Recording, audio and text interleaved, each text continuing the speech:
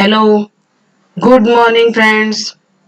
स्वागत है आपका आपके अपने YouTube channel learning by doing में। और आपने अभी तक हमारा चैनल सब्सक्राइब नहीं किया तो सब्सक्राइब कर दीजिए और बेल आइकन को भी दबा दीजिए, जिससे चैनल पर कोई भी वीडियो आए तो उसका नोटिफिकेशन सबसे पहले आपके पास आए। तो गाइस स्टार्ट करते हैं एक मोटिवेशन कोट के साथ। सफलता की सही परिभाषा हर मुसीबतों से निकलने का वादा, कोशिश करने, इरादा, आलस कम और मेहनत ज्यादा। The true definition of success, promise to get rid और every difficulty, intending to try and last lazy less and more labour. इसका मतलब ये है कि सफलता की सही डेफिनेशन वही है जो हर मुसीबत से निकलने का वादा करती है, कोशिश करती है, इरादा कि आलस कम और मेहनत ज्यादा। अगर हम कोई भी कार्य करेंगे उसमें सफल होना है तो हमें अपना आलस छोड़कर मेहनत ज्यादा करनी पड़ेगी, तभी हम सक्सेस हो सकते हैं। तो गाइस स्टार्ट करते हैं जनरल अवेयरनेस के कुछ इंपॉर्टेंट पॉइंट्स के साथ जो आने वाले कंपटीशन एग्जाम्स में पूछे जाएंगे। तो आज के फर्स्ट क्वेश्चन के साथ स्टार्ट करते हैं। आरोग्य सेतु IVRS सेवा तक पहुंचने के लिए टोल फ्री नंबर क्या है? What is the toll free number to access Aarogya Setu IVRS service? Option है 1921, 1891, 1000, 1782।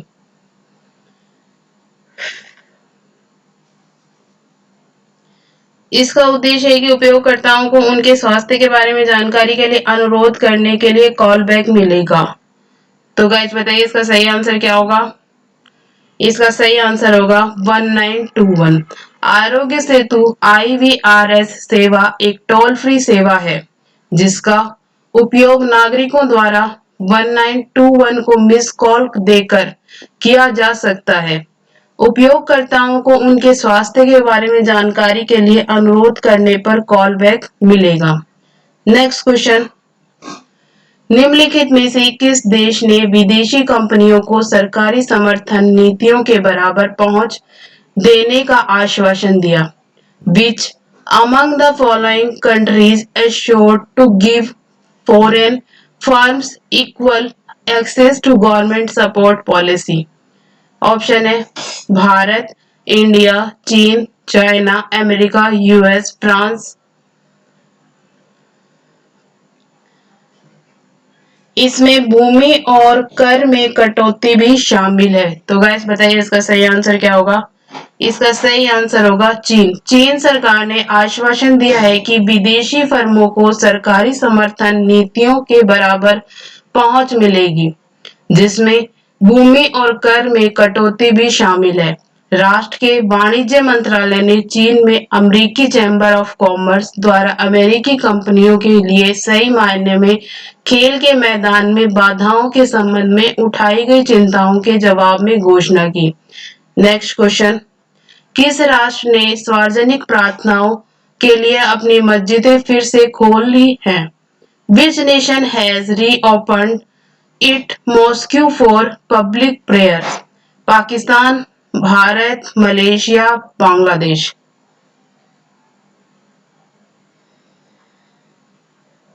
मंत्रिमंडल प्रभाव की सिफारिश की थी, लेकिन मस्जिदों को स्वास्थ्य मंत्रालय द्वारा जारी निर्देशों का पालन करने और सावधानियों का पालन करने के लिए कहा गया है। तो गाइस बताइए इसका सही आंसर क्या होगा? इसका सही आंसर होगा बांग्लादेश। बांग्लादेश ने 7 मई 2020 से सार्वजनिक प्रार्थना के लिए मस्जिदों को फिर से खोलने का फैसला लिया है। बांग्लादेश सरकार के मंत्रिमंडल प्रभाग ने सिफारिश की थी कि हालांकि मस्जिदों को स्वास्थ्य मंत्रालय द्वारा जारी निर्देशों का पालन करने और सावधानियों का पालन करने के लिए कहा गया है। नेक्स्ट क्वेश्चन, किस राज्य सरकार ने 30 जून तक कारखाना श्रमिकों के लिए 12 घंटे की शिफ्ट की अनुमति दी है? Which state government has allowed 12-hour shifts for factory workers till June 30? Telangana, Andhra Pradesh, Maharashtra, Tamil Nadu.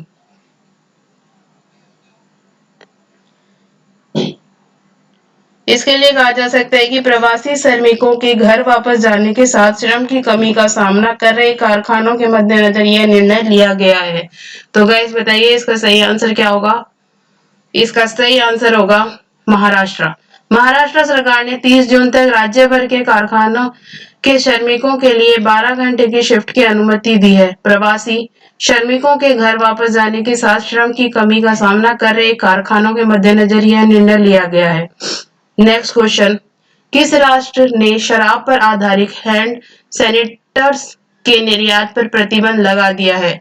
Which nation has banned the export of alcohol based hand sanitizer? चीन, मलेशिया, भारत, अमेरिका। यह प्रतिबंध 6 मई 2020 से लगा है। तो बताइएगा इस सही आंसर क्या होगा? कौन से राष्ट्र ने प्रतिबंध लगाया है? इसका सही आंसर होगा भारत। भारत ने 6 मई 2020 को घरेलू बाजारों में सैनिटाइजर्स की बढ़ती मांग के मद्देनजर अल्कोहल आधारित हैंड सैनिटाइजर्स के निर्यात पर प्रतिबंध लगा दिया है। नेक्स्ट क्वेश्चन, जब तक यूएनईपी सद्भावना राजदूत के रूप में दिया मिर्जा का कार्यकाल। दिया Mirza terms has UNEP goodwill ambassador till when? 2022, 2023, 2021, 2024। यह एक संयुक्त राष्ट्र स्थिरता विकास लक्ष्य अधिवक्ता भी है। तो गाइस बताइए इसका सही आंसर क्या होगा? इसका सही आंसर होगा 2022। बॉलीवुड अभिनेत्री दिया मिर्जा का यूएनईपी सद्भावना राजदूत के रूप में कार्यकाल 2022 तक बढ़ा दिया गया है। मिर्जा एक संयुक्त राष्ट्र अस्थिरता विकास लक्ष्य अधिवक्ता भी है। नेक्स्ट क्वेश्चन, किस बैंक ने 30% आधार अंकों तक के रेपो रेट में से जुड़े होम लोनों की दरों में बढ़ोतरी की है? Which bank has hiked home loan rates linked to repo rate by up to 30 basis point? PNB, भारतीय state bank, SBI, BOI, bank of India, Canara bank. यह बैंक देश का सबसे बड़ा ऋणदाता है। तो गाइस बताइए इसका सही आंसर क्या होगा? इसका सही आंसर है भारतीय स्टेट बैंक, एसबीआई। भारतीय स्टेट बैंक जो देश का सबसे बड़ा ऋणदाता है ने अपने होम लोन की दरों में वृद्धि की है, जो कोरोना वायरस महामारी के बीच बढ़ते ऋण जोखिम के बीच बाजार के आधार पर 30% अंकों तक की है। नेक्स्ट क्वेश्चन, किस राज्य ने निवेश आकर्षित करने के लिए 1000 दिनों तक प्रमुख श्रम कानूनों को निलंबित कर दिया है? Which state has suspended major labor law till 1000 days to attract investment? Madhya Pradesh, Uttar Pradesh, Maharashtra, Delhi. यह प्रतिबंध 3 साल तक के लिए निलंबित कर दिया है। तो गाइस बताइए इसका सही आंसर क्या होगा? इसका सही आंसर होगा उत्तर प्रदेश। उत्तर प्रदेश सरकार ने निवेश को आकर्षित करने और मौजूदा और नई औद्योगिक इकाइयों दोनों में मदद करने के लिए अपने अधिकांश श्रम कानूनों को 3 साल के लिए निलंबित कर दिया है। नेक्स्ट क्वेश्चन, मातृ दिवस मई का दूसरा रविवार कब मनाया जाता है? When is Mother's Day second Sunday on May celebrated? Option है 23 मई, मई 23rd, 20 मई, मई 21st, 22 मई, मई 22nd, 10 मई, मई 10 मई। यह डे दुनिया भर में विभिन्न रूपों में मनाया जाता है। इसकी स्थापना अंजाविस ने की थी। तो गाइस बताइए इसका सही आंसर क्या होगा? इसका सही आंसर होगा 10 मई। मातृत्व का सम्मान करने के लिए हर साल मई के दूसरे रविवार को मातृ दिवस मनाया जाता है और दुनिया भर में विभिन्न रूपों में मनाया जाता है। मदर्स डे की स्थापना अन्ना जाविस ने की थी, जिन्होंने 1907 में माताओं और मातृत्व के सम्मान में मदर्स डे मनाने का विचार दिया था। राष्ट्रीय स्तर पर इस दिन को 1914 में मान्यता दी गई थी। नेक्स्ट क्वेश्चन, संयुक्त राष्ट्र ने द्वितीय विश्व युद्ध के दौरान अपनी जान गंवाने वालों के लिए स्मरण और सामंजस्य का समय कब चिन्हित किया? When does the UN mark time of remembrance and reconciliation for those who lost their lives during the Second World War? 6 से 7 मई, मई 6 to 7, 29 से 30 अप्रैल, अप्रैल 29 to 30, 8 से 9 मई, मई 8 to 9, 1 से 2 मई, मई 1 से 2। सेकेंड वर्ल्ड वार के सभी पीड़ितों को श्रद्धांजलि के लिए यह एक ऐतिहासिक घटना के रूप में भी चिन्हित है। तो गाइस बताइए इसका सही आंसर क्या होगा?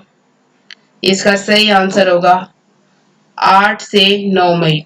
संयुक्त राष्ट्र ने 8 से 9 मई को हर साल द्वितीय विश्व युद्ध के दौरान अपनी जान गंवाने वालों के लिए स्मरण और सामंजस्य के समय को चिन्हित किया है।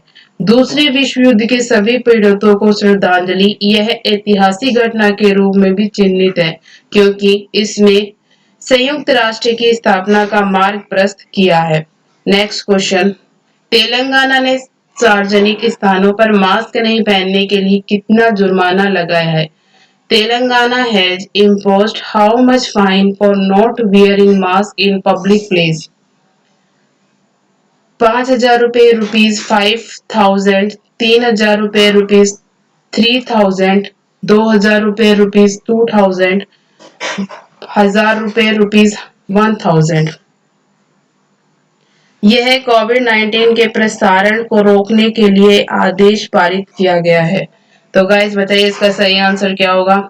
इसका सही आंसर होगा 1,000 रुपए, रुपीज 1,000। तेलंगाना सरकार ने सार्वजनिक स्थानों पर मास्क नहीं पहनने पर 1,000 रुपए का जुर्माना लगाने का आदेश जारी किया है। कोविड-19 के प्रसारण को रोकने के लिए आदेश पारित किया गया है।